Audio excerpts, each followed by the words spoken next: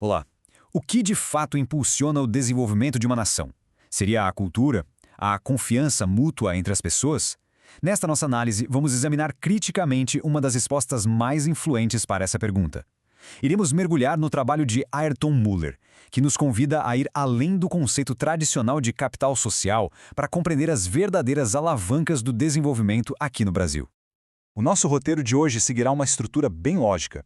Primeiro, vamos estabelecer a tese, ou seja, a influente teoria de Robert Putnam sobre capital social. Em seguida, vamos analisar a antítese, que são as críticas a essa visão.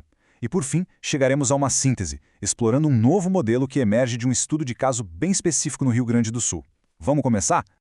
Para começar, precisamos entender a base de toda essa discussão, a teoria de Robert Putnam.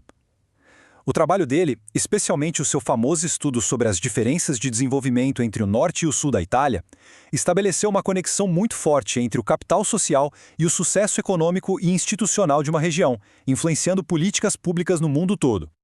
Mas, afinal, o que é capital social para Putnam? Bem, ele o define como um recurso coletivo. Pense na confiança, nas normas de cooperação e nas redes que unem as pessoas. É como se fosse a cola social que permite que a sociedade funcione de forma mais coordenada e eficiente. E aqui está um ponto crucial da teoria. Para Putnam, não se trata apenas de ter muitos contatos ou participar de associações. Ele argumenta que o verdadeiro capital social nasce de uma cultura cívica mais profunda, de uma virtude cívica que predispõe as pessoas à cooperação e ao engajamento com o bem comum. A lógica de Putnam, como este esquema ilustra, é bastante linear. Começa-se com uma cultura cívica forte, baseada em confiança. Isso leva à formação de capital social, que, por sua vez, gera instituições mais eficientes e, finalmente, um melhor desempenho econômico. É uma cadeia causal bem direta e, sem dúvida, muito elegante. Pois bem, agora chegamos ao centro do nosso debate. Apesar da enorme influência que essa teoria teve, ela passou a ser duramente criticada. A principal acusação, a de superestimar o papel da cultura, oferecendo uma explicação talvez simplista demais para fenômenos que são extremamente complexos. E essa é a pergunta fundamental que os críticos levantam. Será mesmo que a cultura é o fator determinante para o desenvolvimento de um país? Ou será que, ao focar tanto nela, estamos deixando de lado outras variáveis importantíssimas, como a estrutura econômica, as relações de poder ou a distribuição de recursos? O sociólogo Ben Fine resume essa crítica de uma forma bastante contundente. Ele sugere que o conceito de capital social se popularizou tanto e se tornou tão abrangente que acabou perdendo seu rigor analítico. Virou uma espécie de explicação fast food para quase qualquer problema social. Ok, se a teoria de Putnam tem suas limitações, qual seria a alternativa? Para construir uma, o artigo se baseia no trabalho do economista e vencedor do Prêmio Nobel, Amartya Sen.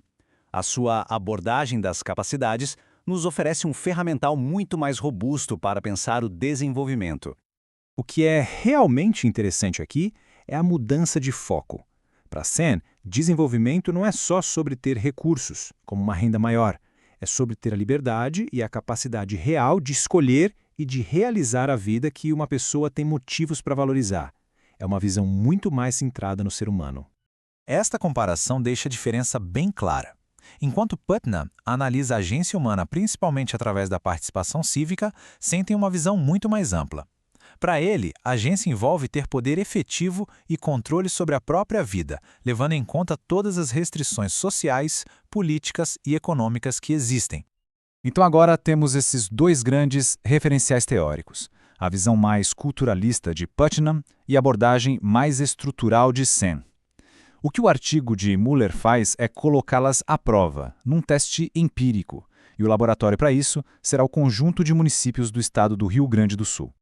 Vamos entender o desenho da pesquisa. A análise abrange todos os 496 municípios gaúchos. A medida de desenvolvimento utilizada é o Índice Firjan, o IFDM, que combina indicadores de emprego e renda, educação e saúde. O objetivo é muito claro: tentar isolar o verdadeiro efeito do capital social depois de controlar por uma série de outras variáveis socioeconômicas, inspiradas justamente na abordagem de Sen.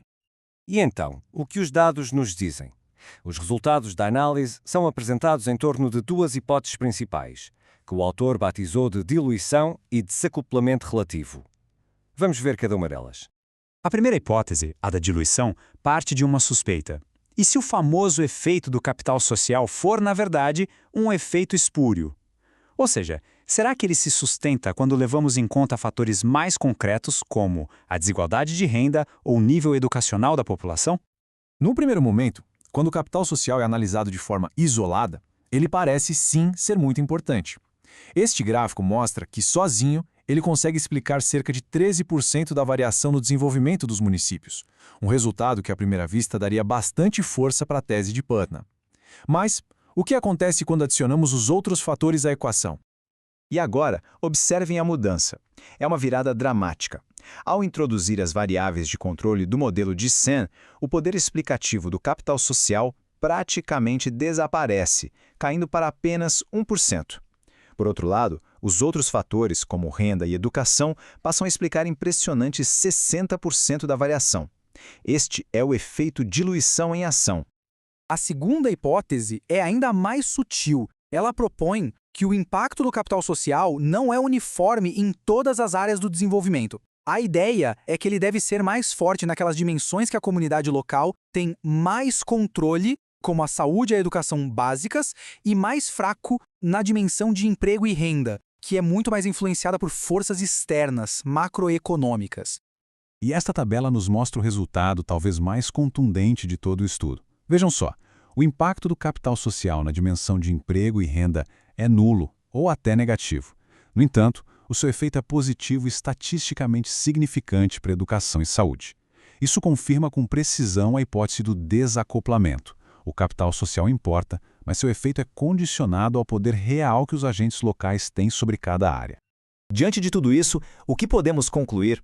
Esses resultados nos forçam a repensar de maneira radical a relação entre cultura, capital social e desenvolvimento.